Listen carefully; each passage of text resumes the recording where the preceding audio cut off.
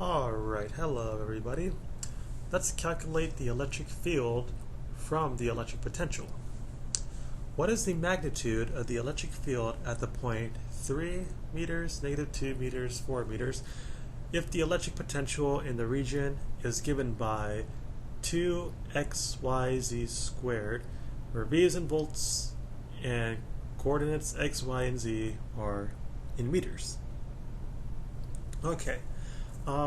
So one reason, for the most part, why we even bother calculating electric potential is that we can calculate the electric field using the function of electric potential. Now, there are some limitations, of course, that I won't get into here, but the reason why it's most of the time it's easier to calculate the electric potential and then from the electric potential calculate the electric field, because the electric field can be pretty tricky to calculate head-on because it's electric field is a vector, so you have to take into direction and magnitudes into account, whereas with potential it's just a scalar. So it's a lot easier to calculate the potential first and then get electric field from it. But in any case, they already tell us what the potential is.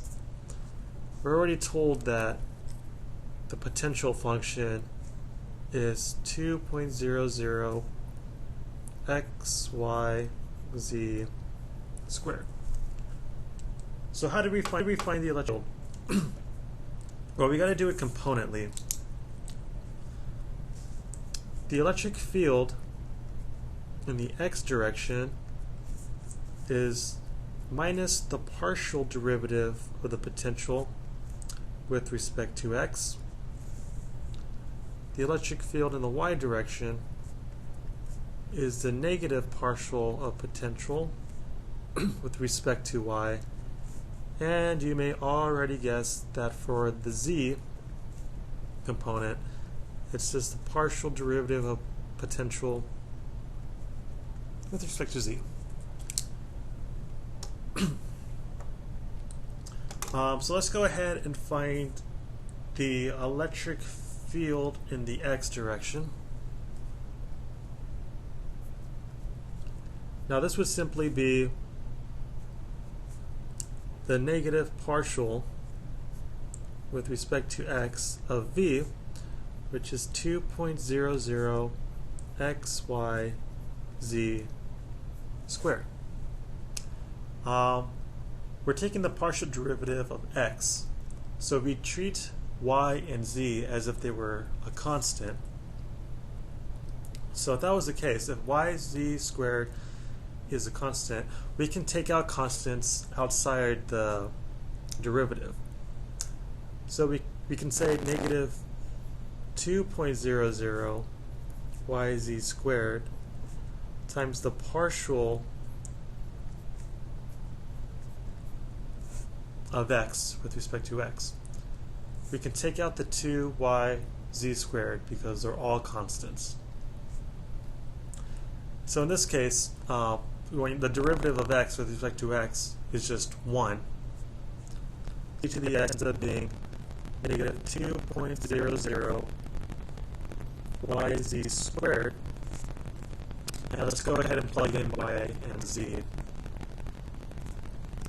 This would be negative 2.00. Y is minus 2 meters. Z is 4 meters. And we square that value. And what do we get? This ends up being 64.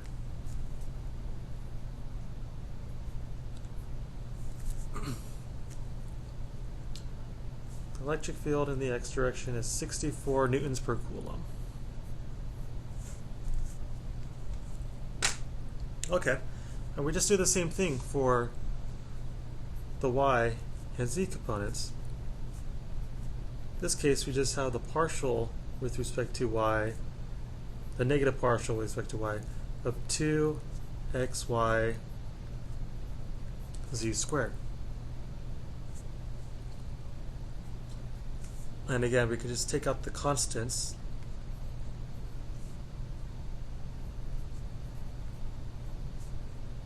And now we're just left with the derivative of y with respect to y, which again, that's just going to be 1. So now the electric field in the y component of the electric field is just simply negative 2.00 xz squared. And again, we can just plug in the values here. X is 3.00 meters. Z is again 4 meters, and we square that value. So in this case, we get negative 96 newtons per coulomb. Sweet. Just do the last component here. The negative partial with respect to z of 2.00 xyz squared. Take out the constants. In this case, negative 2xy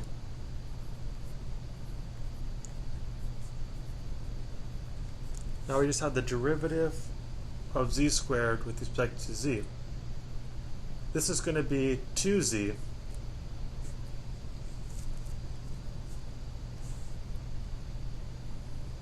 this right here is 2 times z. So now the z component will be negative 2 times 2, negative 4.00 xy, and then we multiply by that z.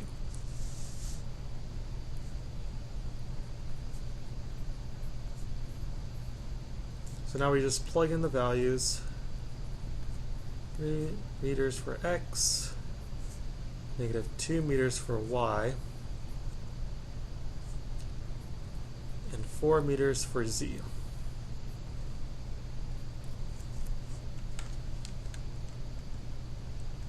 For here, we get positive 96 newtons per coulomb.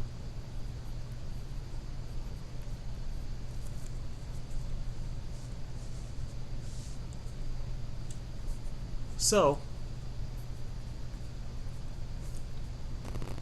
in unit vector notation, we could write the net electric field as 64 I hat minus 96 j hat plus 96 k hat, and these all have units newtons per coulomb. So that's how you would write it in the electric field in unit vector notation. But we want the magnitude of the electric field. So we want just the magnitude. This is the square root of each component squared.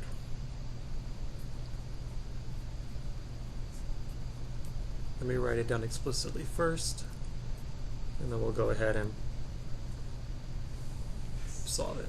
Just like that. So we would have the square root of 64 newtons per coulomb squared plus negative 96 newtons per coulomb squared plus 96 newtons per coulomb squared. Just take the square root of that entire thing. Sweet.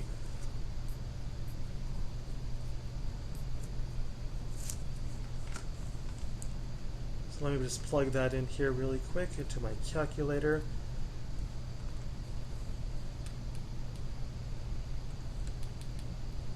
Okay, so plugging this in to your calculator, you get that the magnitude of the electric field is about 150 newtons per coulomb.